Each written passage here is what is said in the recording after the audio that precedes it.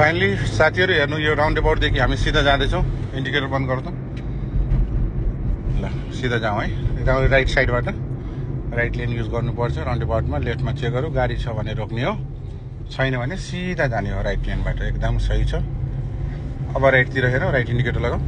good controlling राम्रो होस् स्टियरिङमा हात चाहिँ मिलाएर राखौँ राइट साइडमा ल स्पिड ल्याऊ हल्का हल्का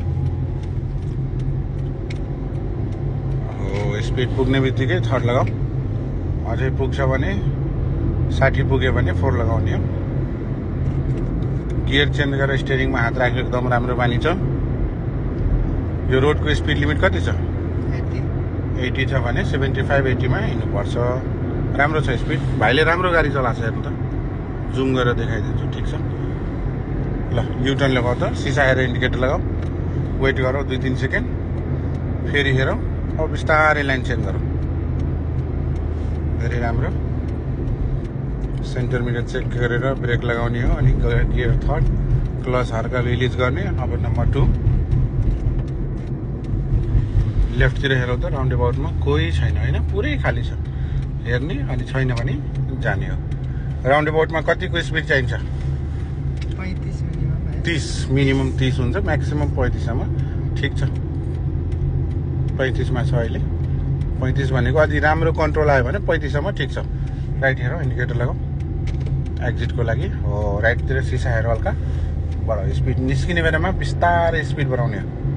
बिस्तारै थर्ड गियर लगाऊ स्पिड ल्याऊ राइटतिर हेरौ खाली छ लाइन चेन्ज गरौ स्पिड बढाउँदै स्पिडमा कन्जुसी नगरौ गुड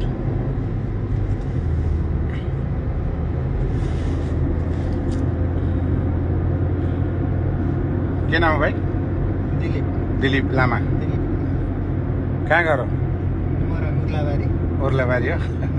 के छ नि ठिक छ नि पास गरिन्छ त पर्सि ओके गुड राम्रो छ ड्राइभिङ आइसकेको छ सिकिसकेको छ यो भाइ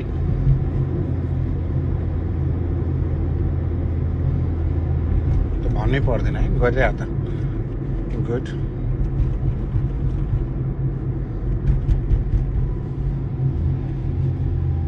गाडी आउँदैछ है रोक्नुपर्छ साइलेन्स मिलाएर यहाँ हो एकदम छ गाडी भने रोक्ने हो ल जाऊ कोही छैन खाली छ अब गियर चेन्ज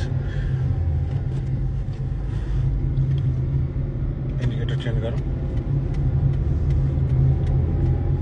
स्पिड ल्याऊ हल्का हल्का एकदम राम्रो स्पिड कति लिएको छ यो एरियामा 80 छ हैन 75 मा हैन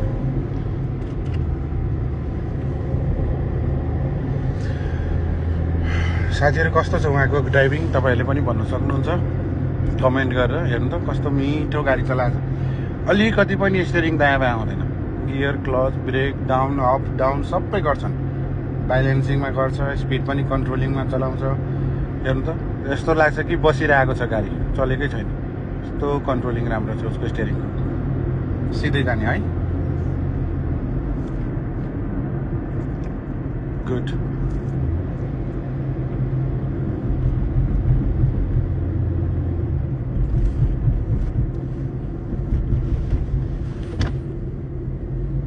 लेफ्टमा गाडी नै छैन जाँदा हुन्छ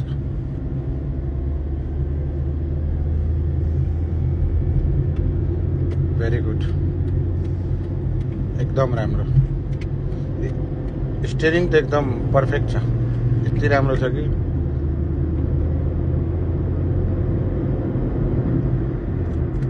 ठीक छ ल धेरै राम्रो ल साथीहरु तपाईहरु पनि लाइक र कमेन्ट गरिदिनु कस्तो राम्रो ड्राइभिङ छ उहाँको एउटा पार्किङ गरौँ इन्डिकेटर लगाऊ गियर डाउन गरौँ third number 2 number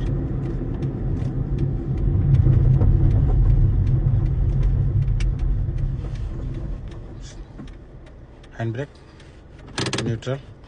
hazard indicator off एकदम पर्फेक्ट पास गरिन्छ भाइ गरिन्छ होला फाइनल